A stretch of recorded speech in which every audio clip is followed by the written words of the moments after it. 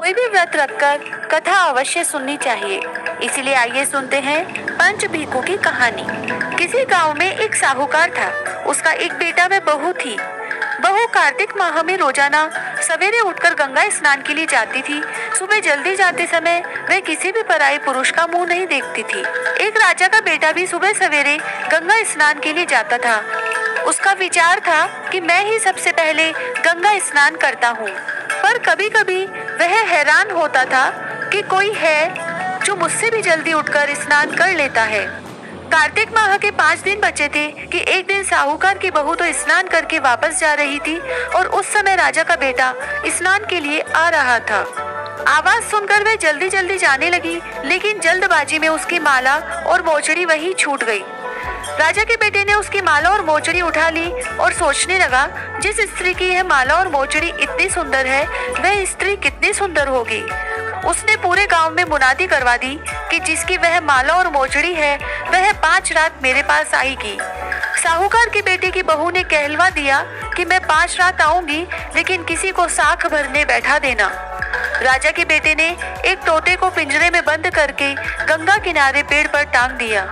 बहू सुबह के समय आई, पहली पेड़ी पर पैर रखा और बोली, हे कार्तिक के ठाकुर राय दामोदर, 5 पांडव छठे नारायण, भीकम राजा, उस पापी को नींद आ जाए। राजा के बेटे को नींद आ गई।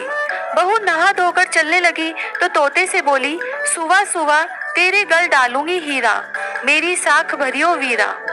सुबह बोला कि कोई वीर भी साख भरता है क्या? वह फिर बोली, सुबह सुबह सुबह तेरे पग घालूंगी नेवर, साख भरियो मेरे देवर। सुबह ने कहा, ठीक है भाभी, मैं तेरी साख रखूंगा। वह तो कहकर चली गई। राजा का बेटा हड़बड़ाकर उठा और सुबह से पूछा, सुबह सुबह वह आई थी क्या? कैसी थी? सुबह बोला, आभा की सी बिजली, होली की सी झल, केला की सी कामिनी, गुलाब का सा रंग। अगले दिन राजा के बेटे ने सोचा कि आज मैं अपनी अंगुली में चीरा लगाऊंगा, इससे मुझे नींद नहीं आएगी। अगले दिन राजकुमार अंगुली चीर कर लेट गया। वह आई और भगवान से उसी तरह प्रार्थना करने लगी और राजकुमार को फिर नींद आ गई। वह स्नान करके फिर से वापस चली गई। सुबह राजकुमार ने तोते से फिर पूछा तो उसने वही सारी बातें दोहरा दी। अब राजकुमार बोला कि मैं आज रात अपनी आंखों में मिर्ची डालकर बैठूंगा। रात में वह मिर्ची डालकर बैठ गया।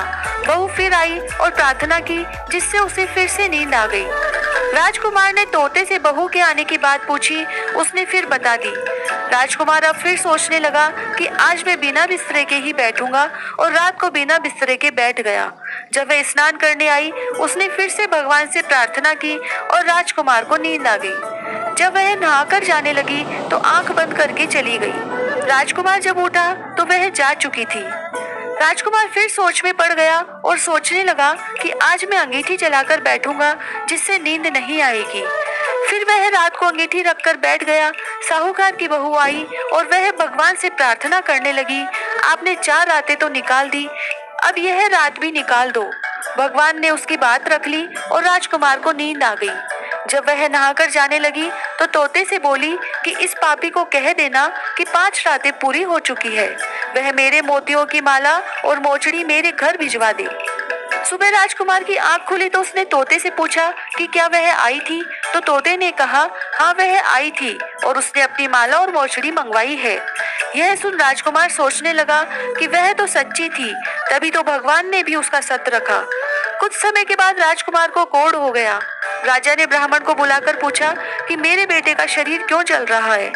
ब्राह्मण ने विस्तार से सारी बात राजा को बताई कि इसने क्या किया था। ब्राह्मण ने कहा, इसने पतिव्रता स्त्री पर बुरी नजर डाली थी, इसीलिए यह इस रोग से पीड़ित हुआ है। राजा ने इसके ठीक होने का उपाय पूछा तो ब्राह्मण ने कहा, यह उस साहूकार की बहू को धर्म की बहन बनाए और रोज उसके नहाए हुए जल से स्नान करे, तब यह ठीक हो सकता है। राजा साहूकार की बहू की माला लेकर साहूकार के घर गया और बोला कि यह माला आपकी पुत्र वधू की है, इसे ले और आपकी बहू के नहाए हुए जल से मेरे बेटे को नहला दे। साहूकार बोला कि वह तो किसी पराई पुरुष का मुंह तक नहीं देखती, आप उसे इस नाली पर बैठा दीजिए। जब वह ऊपर नहाएगी तब नीचे इस नाली के पानी से आपका पुत्र नहा लेगा।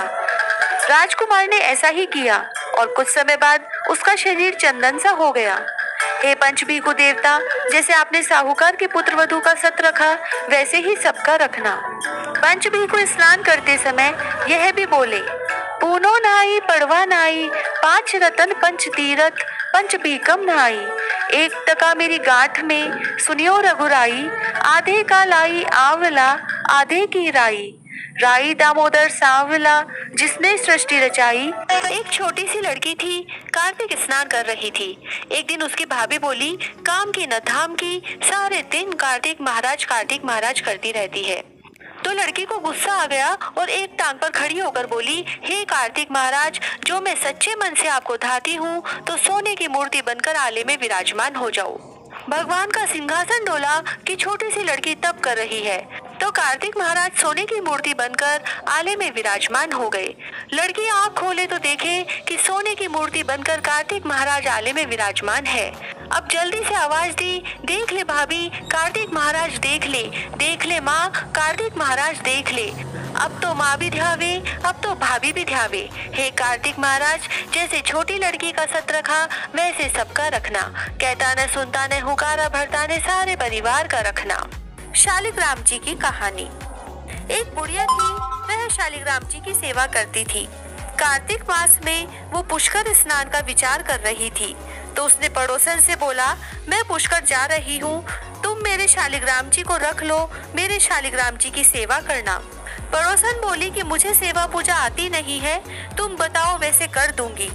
बुढ़िया बोली, सवेरे इनको उठाना, गंगा से लोटा भरकर पानी लाना, आते समय बगीचे से पुष्प तुलसी लाना, भगवान को जल व कच्चे दूध से नहलाना, चंदन लगाकर पुष्प तुलसी चढ़ाना, दूध का भोग लगाना, दोपहर को रसोई जो भी बने उसका भोग लगाना, शाम को दिया जलाना, ऐसी सेवा पूजा करना।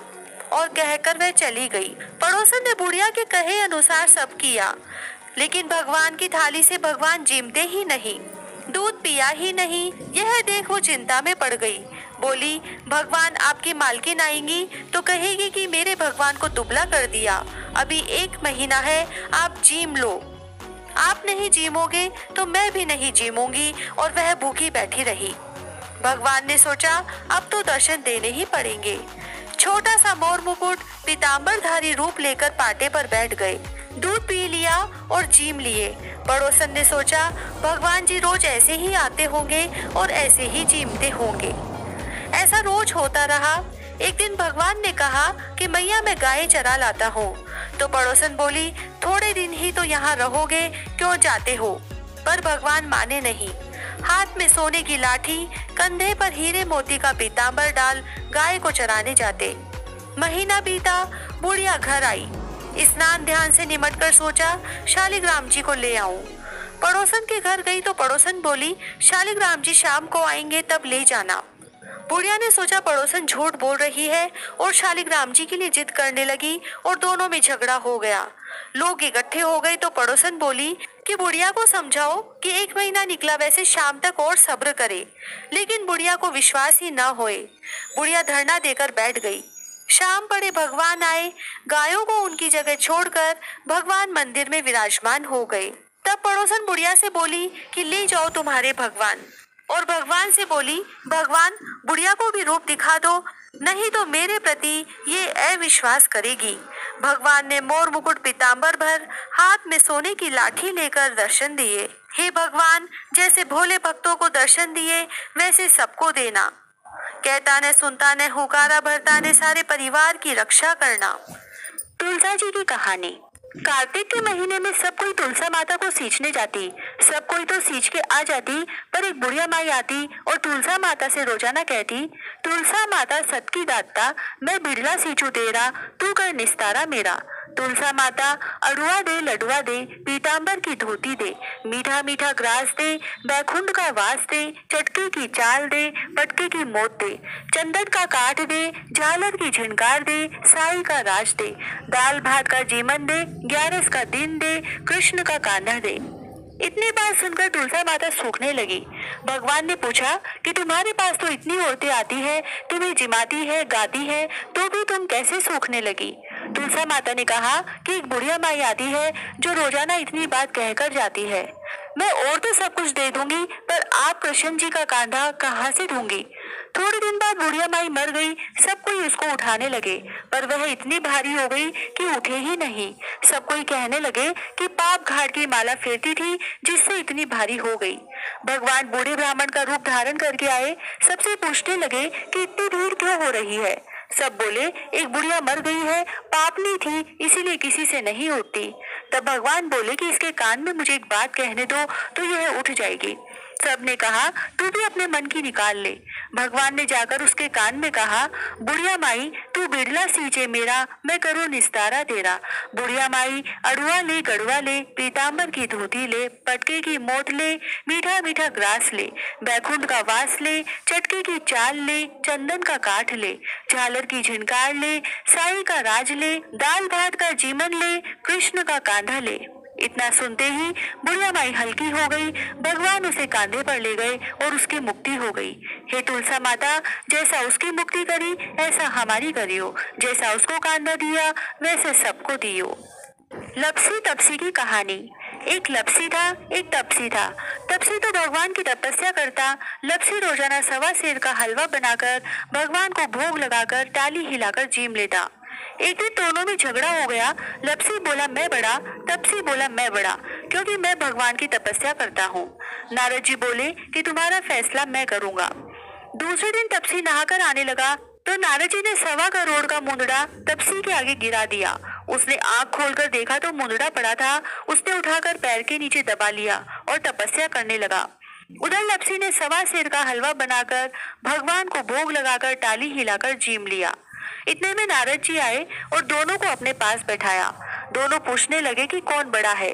नारद जी ने तपसी से कहा कि अपना पांव हटा। पांव हटाते ही मुंदड़ा निकला। तब नारद जी बोले कि मुंदड़ा चुराने से तेरी तपस्या भंग हो गई है, इसीलिए लपसी बड़ा है। तपसी कहने लगा कि मुझे मेरी तपस्या का फल कैसे मिलेगा। नारद जी बोले कि तेरी तपस्या का फल कार्तिक नहाने वाली देंगी। सब कहानी कहकर तेरी कहानी नहीं कहेंगी तो कार्तिक का फल तुझे हो जाएगा। धोती देकर अंगोछा नहीं देंगी, सीधा देकर दक्षिणा नहीं देंगी, ब्राह्मण चिमाकर दक्षिणा नहीं देंगी, दीवा चास कर हाथ न जोड़े तो तेरा पुण्य होगा। कपड़ा दे के बटन न लगावे, दाहिने हाथ नाड़ा बांधे तो सबका फल तुम्हें हो जाएगा।